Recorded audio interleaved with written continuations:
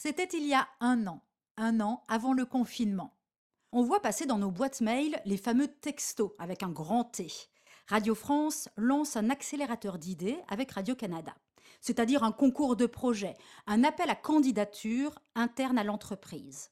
Le sujet, créer la radio de demain pour les auditeurs de demain, c'est-à-dire pour les 0-13 ans. Génial! Le sujet m'intéresse, les jeunes, l'avenir y a l'essentiel. Et puis, soyons honnêtes, le gagnant part une semaine à Montréal pour participer au prototype. Et ça me motive sérieusement. Alors c'est parti, je réfléchis, j'écris, je rature, je jette, je fais plein de croquis, je m'arrête, j'observe, je repars en chasse. Je les vois tous, mes enfants compris, sur leur smartphone, à regarder leurs youtubeurs préférés, à s'envoyer des snaps, à échanger leurs humeurs comme leurs idées, à s'inscrire toujours plus durablement dans une communauté. Et en permanence connectés à cette gigantesque toile d'araignée, immergée dans le web. À l'heure où les réseaux sociaux ont explosé, nos jeunes échangent, partagent et trouvent un sens, non pas tant sur ces fameux réseaux sociaux en fait, mais en réseau, au sein d'une communauté qui les reconnaît, sur ce fil qu'ils tissent avec leurs semblables. Elle est là, l'idée pour la radio de demain, sur smartphone évidemment, ou alors un autre support embarqué, et avec des communautés de jeunes qui échangent. Et c'est là que j'ai ma meilleure idée. La graine est semée, mais j'ai besoin de mon alter ego pour la cultiver. J'appelle donc ma copine Erika pour monter une équipe et former le projet. Oui, en fait, elle est là, depuis le début dans ma tête, comme une évidence. Et Erika, elle m'amène tout ce que je n'ai pas. On bosse, on avance, on recule aussi. Le projet prend forme, évolue. La synergie est parfaite. C'était vraiment une belle idée, et grande comme le monde. D'ailleurs, on l'a appelée Allô le monde, une appli numérique qui s'adresse aux jeunes du monde francophone. Ces jeunes y retrouvent leur communauté d'âge et donc aussi les contenus pédagogiques qui les concernent. Vous imaginez en ce moment une école à la maison pour chaque niveau, ouverte à tous les enfants du monde francophone via Allô le monde et opérationnelle. Il suffit d'avoir un téléphone. Bon, et du réseau, évidemment. On arrêterait de galérer, nous les parents, à jouer aux profs à la maison. Et en plus, à se payer la honte quand on ne comprend même plus un exercice de troisième ou de seconde. Les enfants auraient accès au même contenu et auraient les mêmes chances. Alors bien sûr, Allô le monde, ce n'est pas qu'une école en ligne. C'est aussi et surtout une bibliothèque sonore.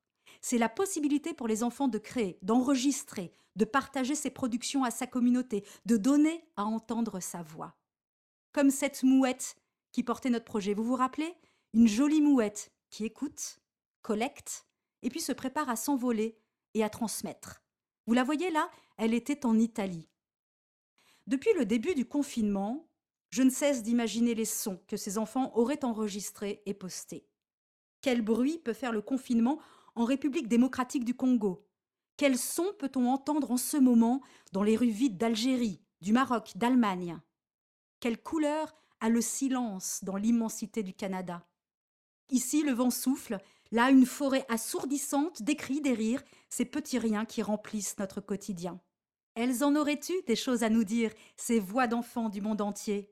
Nous parler de maintenant, bien sûr, évidemment, pour s'écouter, pour s'aider, et puis nous parler de demain plus que jamais, de ce que l'on fait aux quatre coins de la planète pour la planète, de ce monde à réinventer. C'était il y a un an et 4 mois exactement avant le confinement, à l'automne 2018. L'aventure a été formidable. Sophie nous a rejoints avec ses bagages et ça nous a fait du bien. On nous propose plein de réunions de travail avec les équipes entre midi et deux à la maison de la radio, à Paris donc.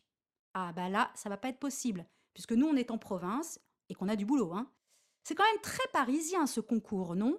Bref, du coup on propose des Skype, Paris réfléchit, c'est toujours mieux de réfléchir, et puis valide, notre direction aussi, qui nous soutient d'ailleurs depuis le début. Premier Skype, on nous entend, yeah! Mais nous on n'entend rien. Deuxième Skype, on entend des bribes, ça avance, on va y arriver, on ne lâche rien. Bon, on rate un paquet de brainstorming, de sessions de coaching, oh yeah, mais on s'en fout, on se brainstorm toute seule, on a nos petits bras. Alors certes, on n'a pas la totalité des moyens ni des aides de là-haut, mais c'est pas grave. D'ailleurs, plus ça va, plus on se dit quand même que l'accélérateur d'idées n'a pas imaginé que les France Bleues participeraient. C'est fou ça. Une si belle idée, mais dès le départ confiné.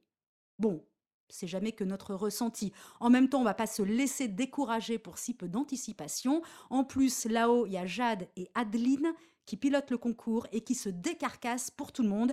Alors, on ne lâche rien. Et on monte à Paris. Le grand jour. Enfin, le premier grand jour. Bonjour, c'est l'équipe d'Allo le Monde. On explique notre projet pour l'accélérateur d'idées, bien sûr, à tous ceux qu'on croise. Votez pour nous. Voilà, on fait campagne, on fait tous les étages de la maison de la radio, enfin tout bleu. D'ailleurs, une partie de bleu n'est pas dans la maison ronde, donc on ressort, on cherche, on trouve. Bonjour, votez pour nous.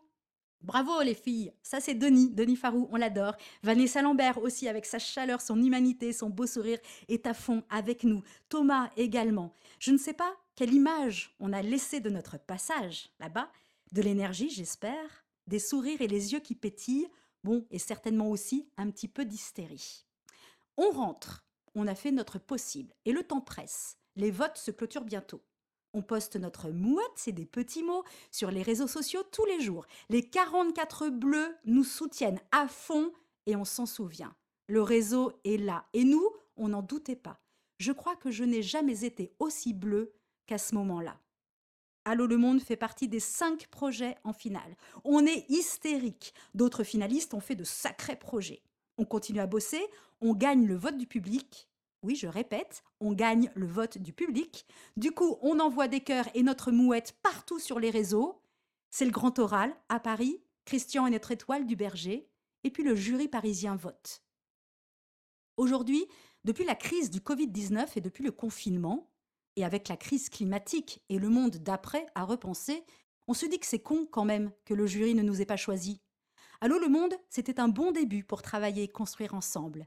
C'était une belle et une grande idée. C'était un an avant le confinement.